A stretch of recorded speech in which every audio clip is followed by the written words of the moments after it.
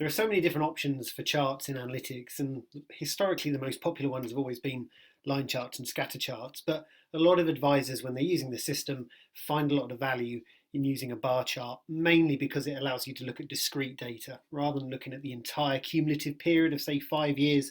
If you break it down into yearly, monthly, quarterly chunks, you get a lot more information off the back of it, particularly if you're trying to gauge if something's consistently outperformed something else. So in this example in front of us, we've got a client existing portfolio, and I've got a recommended fund solution that I'm offering up to the client.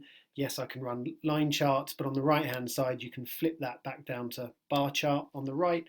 And there's a few options to be aware of here. I want to run a discrete bar chart. You can do rolling. I want to do year on year, but equally you could do month by month or quarter by quarter.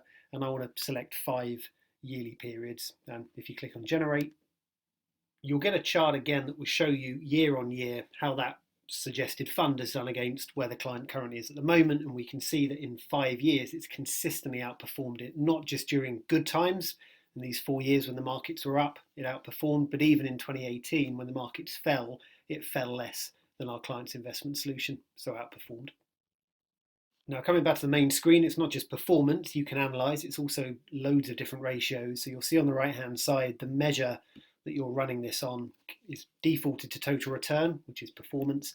But if you open up that tab, you can run any number of these different ratios. So if you wanted to look at risk, for example, you could use volatility or max drawdown, the most something's lost over a given period. But let's use volatility.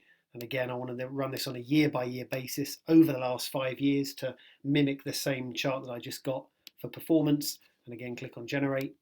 And when the chart loads up, it shows us the 5-year volatility of those two solutions side by side. And we can show that consistently our proposed solution is taking more volatility than what the client takes. And that's probably intentional because on my risk profile is telling me my client should be taking more risk. And that's why I'm offering up this Liontrust solution. But interestingly, just because it takes more risk doesn't mean it has to take more loss. As we saw in 2018 with the chart beforehand, it didn't fall as much as that client fund, yet it was taking more risk in terms of volatility. Now, bar charts are very similar to line charts in so much as you can go back decades if the data permits you to.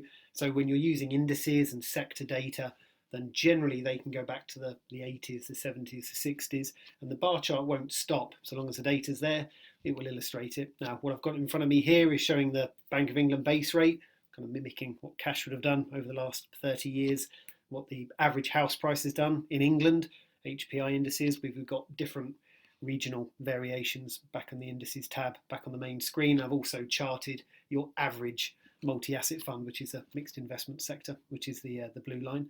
And it's quite a nice way of educating clients in terms of how markets behave during different market conditions. A lot of the funds you'll be analysing at the moment and recommending to clients invariably probably haven't been around for that long, certainly since the last big crashes of 2008 and the dot-com crash in early 2000s.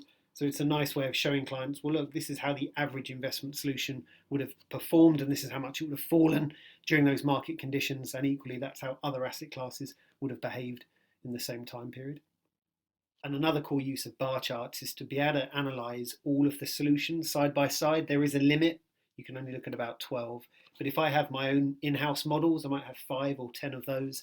I might outsource to another MPS provider, I might use a range of multi-asset funds. I can very quickly put them onto the same chart and again allow the chart to explain to the client in years gone by, in this case over the last 5 years, how those solutions would have behaved in different market conditions. When the market dropped, which ones outperformed, and when the markets do well, which ones we expect to do better, invariably the ones that take the most amount of risk.